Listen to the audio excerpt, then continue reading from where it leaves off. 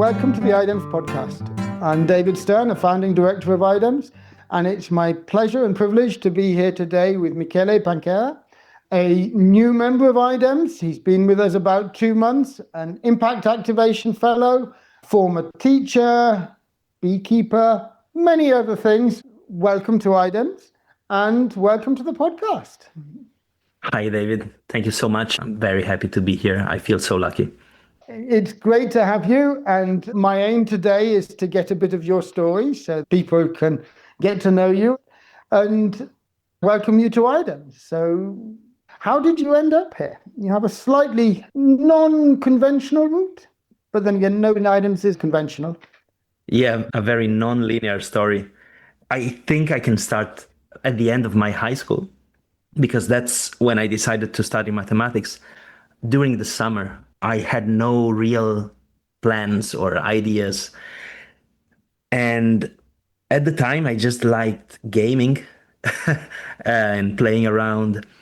And I realized that mathematics has the same structure that games have, which is you have some rules, you have some objectives, and you just have to find your path.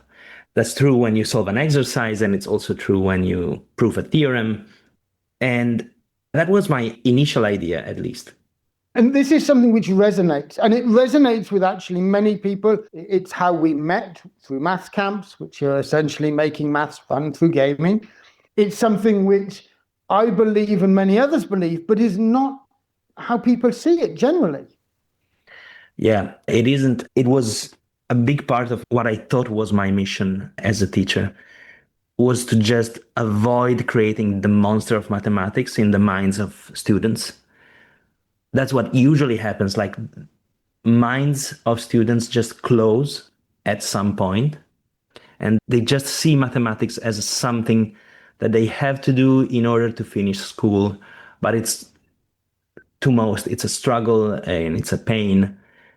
And it doesn't have to be like that. There's a really interesting point. The word you use there of struggle, actually you struggle in a game as well. You know, games can be challenging. They can stretch you. So part of, I think, this response is that struggle seen as a negative, or is it something that you then learn to embrace and to enjoy as you do a puzzle, as people do a Sudoku in the newspaper? They enjoy the struggle that comes with that. And that perception is so important. I completely agree. I had many students asking me about, because they saw I was passionate about what I was teaching, and that was weird to them. So I had many students asking me, were you always good at maths? Why are you so excited? And also, similarly, when I suggested problems or exercises or just, strange ideas, they would often tell me, I don't know. And to them, that was the end of the story. I didn't study this. I don't know the solution to the problem or the exercise. Tell me what to do. But as you're saying, what about the struggle? I became good at mathematics because I kind of enjoyed the struggle of not knowing and working on something and then hopefully finding the solution. Or not. or not, definitely, or not. But if your mindset is stopping when you realize that you don't know something, how do you learn and how will you progress, And I think this is part of the mindset which makes you such a good fit with IDEMS, and where we're so lucky to have you join and become part of our team. But maybe just to round this off, that this idea that mathematics could be perceived differently at a societal level, this is something where there are actually interesting cases which show that this can be achieved. But it isn't. Across the globe, the general perception of mathematics is this negative perception that mathematics is hard and that's a bad thing. It's something you have to survive rather than, something to enjoy. And that perception is part of where we first met over a decade ago at a maths camp. Yeah, you're exactly right. During my university years, I started thinking about how to I don't want to say optimize, but make my impact, social impact, a bit better. I didn't want to just use my few coins to do something that had almost no consequence. So I started collecting all of the coins I had in my pockets every time I would go back home in a jar or something. And the objective was just to do impactful stuff, good stuff with it at some point. But I didn't know what. So I kept on going for, I think, a couple of years or maybe even more, maybe 3. And then a good friend of mine, who also happens to be an amazing person, Diletta Martinelli, she was fundraising for Sami. And that's how I started thinking about that area and getting informed and doing some research. I ended up donating my coins to Sami. And then I found out that mass camps existed. And it was a compelling idea to me. Again, I like playing games. So I contacted another good friend of mine, Danilo Levansky, and we decided to go together. We met Franca and Georg there, and then we met you as well for a brief period of time. And maybe let me just come in on this. SAMI is supporting African mathematics initiatives. It's a UK-based charity. IDEMS is actually asset locked to SAMI. So as an organization, we donate to them at times, and they're very good collaborators on a lot of the work we do on education.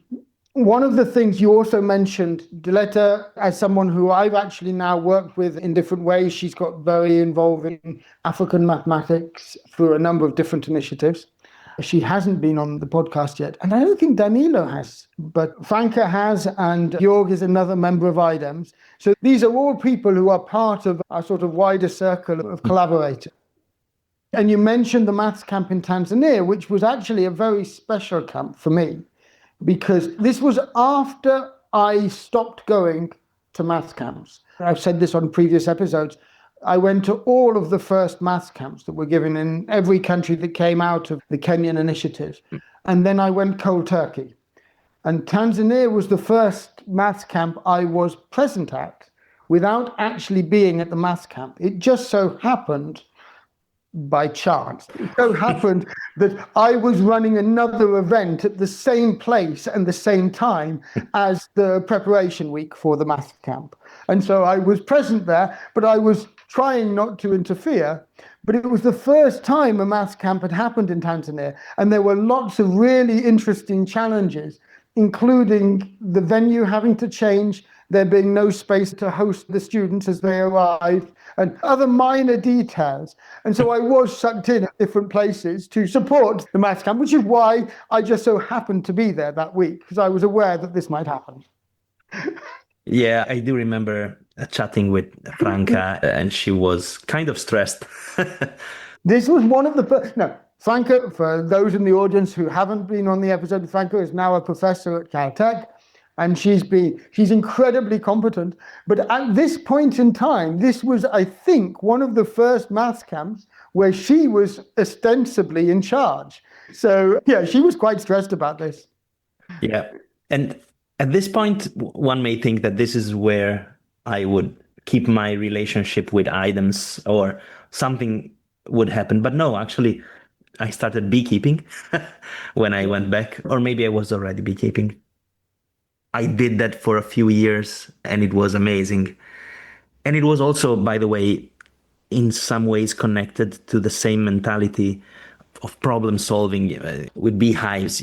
The role of the beekeeper is to check if something is not working properly and then find solutions. And you have to be creative and competent in how the solutions are found and also implemented. So I think this passion for beekeeping is somewhat connected to everything else, the approach. And from our perspective, of course, we work in agroecology. So having someone who's mathematically interested and has experience in agroecology is actually a good fit. Yeah, we've been talking in the past about this difference between being a generalist and a specialist. And unfortunately, very often our society values specialists so much, which I mean, that's completely fine. But generalists are not valued as much. But it's in my nature. I don't know what to do with it, but I have so many interests and passions. I just cannot avoid trying to learn new things that are completely different. And for the longest time, I saw this as a weakness. But lately, I'm starting to hope that it could be a strength. Like maybe I'm special by the way, by the fact that I know something about many things.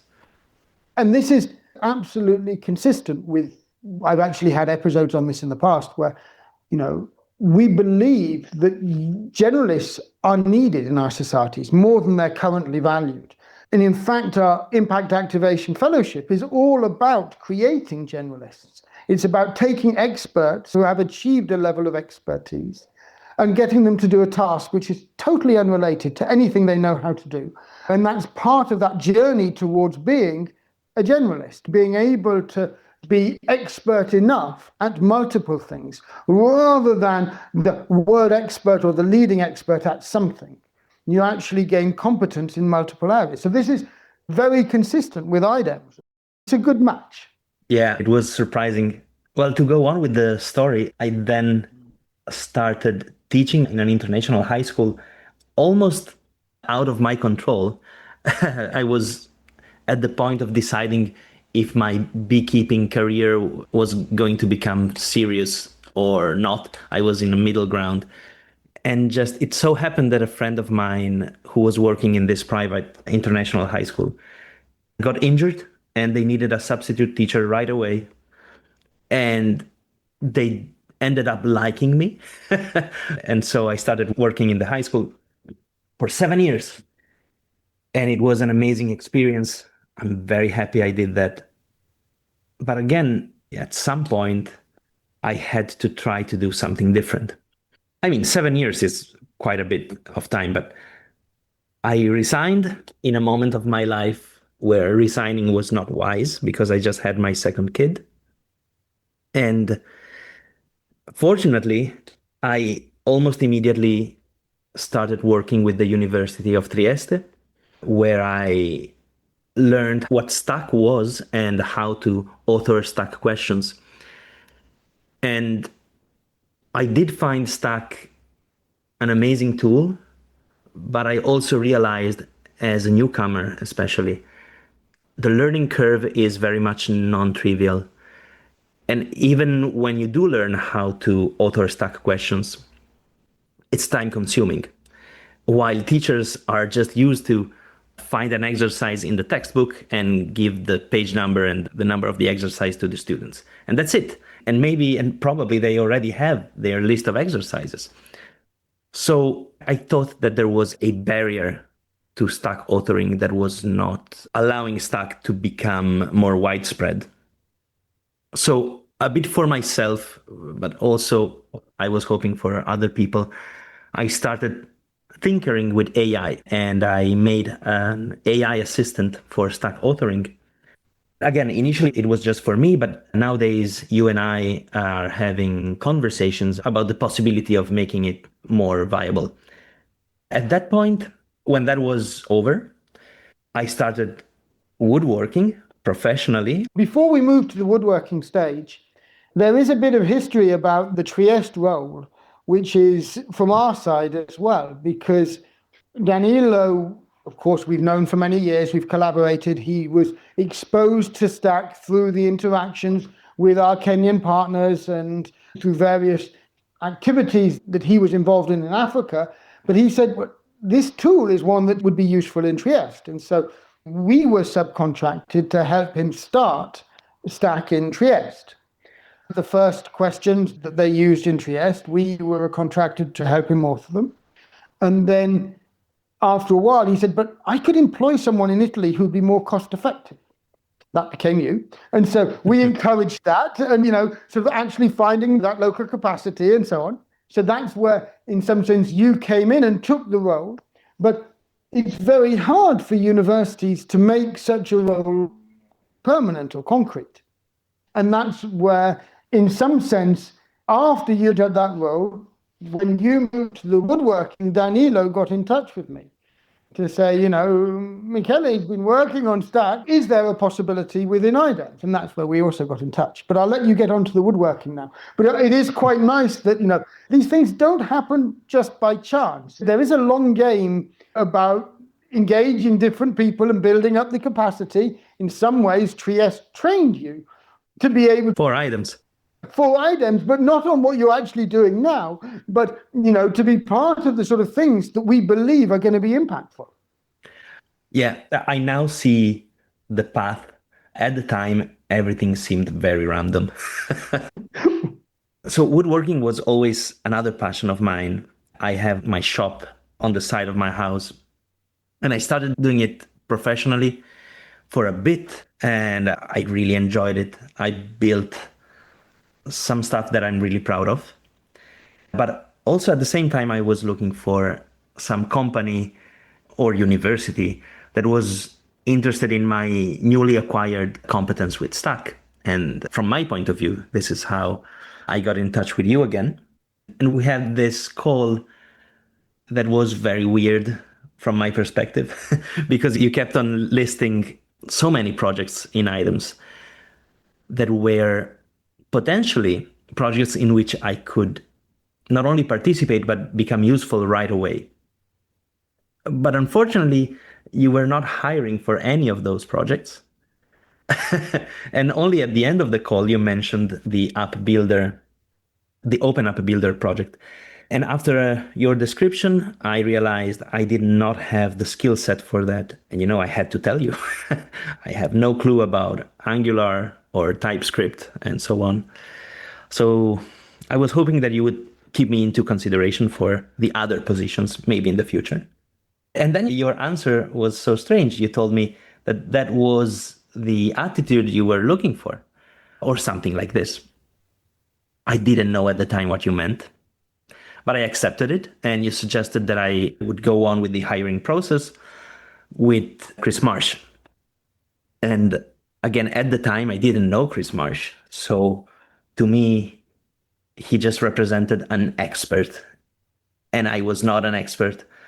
So in my mind, our call was going to be a list of things that I didn't know how to do. And then the call would end and it would be miserable. So I just didn't want to participate to the call, honestly. But at the same time, I did want to work for IDEMS. And so I decided to at least look at what the Open App Builder was in order to have something to say during the call. So I found out the repository on GitHub, which is open. I managed to try to download it and set it up in my device. But it wasn't trivial at all.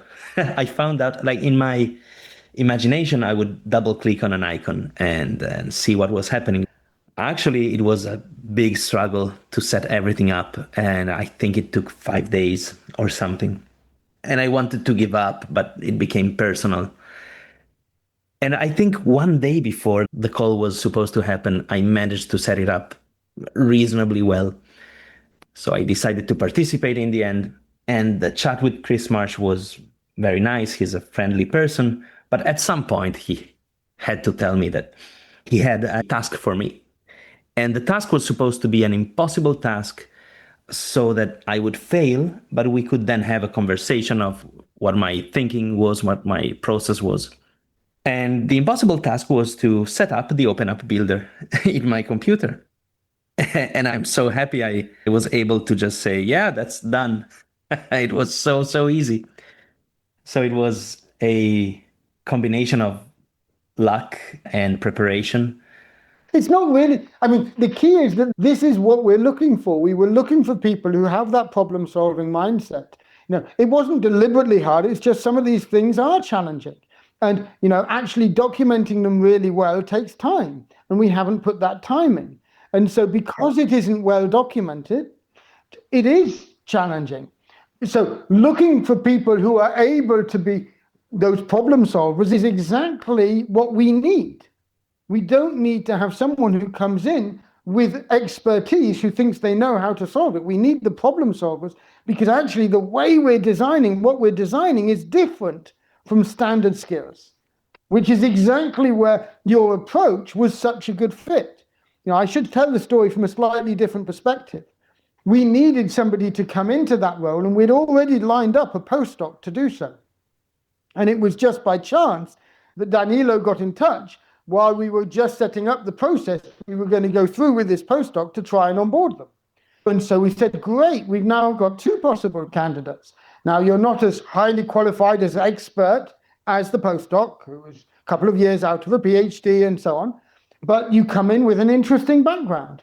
Great, let's put you in the process. And what you demonstrated exactly through taking the initiative like that is that you were the right fit and you got the role. Yeah, I now understand, having worked with the app builder for a bit. Nobody knows how to author the app builder. You cannot hire an expert author. You need someone who's going to learn it, even though the documentation is not there, even though it's still in beta, so it's buggy. And I could have been as expert as I wanted, but I would still be as prepared as I am today. Yeah, so we need that person who comes in with that mindset to be able to sort of say, okay, well, I'm smart enough, I can figure it out, and be asking the right questions, recognizing you're not an expert and therefore ask the right questions, to have the logic to play it like a game, to make sure we're building it right. This is what we're aiming for. This is what we're trying to do. We're trying to build technology differently. So we don't want someone who knows how to build standard tech, because we know that what we're building has to behave differently from the tech which already exists. Yeah, I feel very lucky that I found a company like this. It does seem like a good fit for me. And also, another thing I really like, by the way, is that, as you know, in IDEMS, at least the Impact Activation Fellows may have more than one role, and they may have side projects. And so I'm also really enjoying, as we mentioned, our conversations about Stack and about AI. It's interesting, and I'm learning so much. I suppose we are learning together. I feel very motivated. I've been here just for 3 months, I think, and it's already been very formative. And just to sort of, again, concretize that in a sense, our expectation was that these first few months, whoever came into this role, it would be a struggle, because, as you say, the documentation for the authoring is not there, the systems are not in place, they're actually in flux as we're trying to actually improve them and get them to a system which is going to be stable and we can actually release on the world more generally in this sort of format. But it was always going to be an intellectual challenge for whoever came into that role. And the way you've come in from from before day one, because your preparation was exactly the right thing. You're saying, I don't know, I should find out. Okay, I'll just try. That's exactly the attitude we needed. And it's exactly what has meant you've been such a great fit. And you've fitted into the team, and you've recognized that after 3 months, you still don't know what you're doing, and that's fine. Like everyone else, we're trying to figure out how to get these things to work really well. We have a lot of the underlying principles. We understand why the current technologies are not delivering on what we need and what's needed for our partners. And what we're trying to do is design technology that will serve our partners. And that process is messy. It requires real intellectual engagement and an open mind as to how this should work and how this could be done. And what we are getting to, and I think you'll have noticed this also, is that even though it's messy, there's real substance that different people bring and the different experiences. And quite often, those experiences and that substance isn't directly related. This is the generalists. We're bringing people who have category theory knowledge into sort of how we're designing the software, which is, not necessarily immediately obvious. We're bringing people in who are software experts, but from totally different systems, to try and think how to do this, but they've never worked with these sorts of systems. So there's this interesting range of people who have real expertise and knowledge, but recognizing that what they know needs to be used or fitted in to build something new. And so there's real substance to how we're doing it, but at the same time, there's a lot of unknowns. Yeah. And by the way, it's not sufficient to have the correct people as employees. The work environment has to be set up in the proper way. And I think this is one of the best parts of IDEMS. Everything is so relaxed. I mean, not everything. I mean, of course, the work has to become difficult at some point. But what I meant is the work environment is very relaxed and everybody is friendly and non-formal. There is no, at least from my point of view, no politics or power games or backstabbing and so on, which not only is good for employees, but also for the company, I would argue, because we feel more free to actually bring what we have to the table. This is something where what you're describing is, I'm very pleased, is what we hope in terms of company culture. This is something where, as an organization, one of my biggest worries is for us to achieve the ambitions we have for the organization, we're going to have to grow. And so we're going to become quite a bit bigger. How can we ensure that we're keeping the company culture, which works for a sort of small organization of 20 or so people, if we get much bigger? How can we make sure that we're continuing to be able to grow an organization where that culture is maintained, where we're attracting the right people to be able to do that? And this comes back to the generalist over the specialist in some ways. Part of what I believe has led to this sort of culture that you're describing is that everybody in IDEMS brings substantial value, and it's different value. And actually, the generalist role that people play means that they often appreciate the values that others bring. Yeah. They're not threatened by it. They appreciate that other people have, they're brilliant. They bring real value. We're working together on this sort of common problem, but I appreciate what they bring. And so everybody recognizes that everyone else is bringing value. And that value, therefore, means that they're not directly in competition because I don't want to do what they do. They do that better than I do. And it is that team element of actually bringing together these coherent teams that work well together and coherently and understanding the values different individuals bring to the team.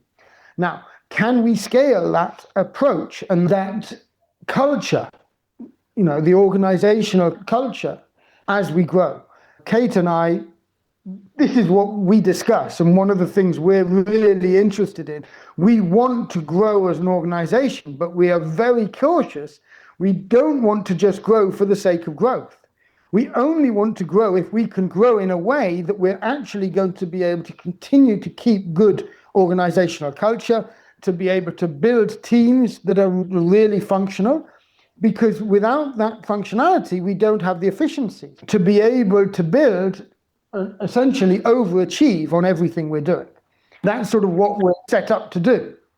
Sure. And I suppose if the culture that you're describing is not something from the top to the employees that is imposed, but it's actually part of how the employees like to be, then it becomes natural during the expansion for the culture to just spread out. It has to be bottom up as much as top down. There's actually some good management theories around this that we've got into and we've looking at sort of inverted pyramid structures and so on. And what I found incredibly useful is to recognize that all of these frameworks and theories have value, but none of them are right. And so we need to muddle our way through. When we started out, I think I was pushing too hard on the inverted pyramid model, whereas we've recognized there are times when a traditional, more managerial structure actually creates a better environment. And so actually understanding the needs of different individuals, who needs to be given the freedom and the responsibilities for an inverted pyramid model, and who needs to actually have a proper manager? And how do you actually get those two to work together in a coherent whole? This is really interesting and challenging. Just like we discussed in other topics, it's a problem-solving issue. You have your tools and you have to use the correct tool for the correct application.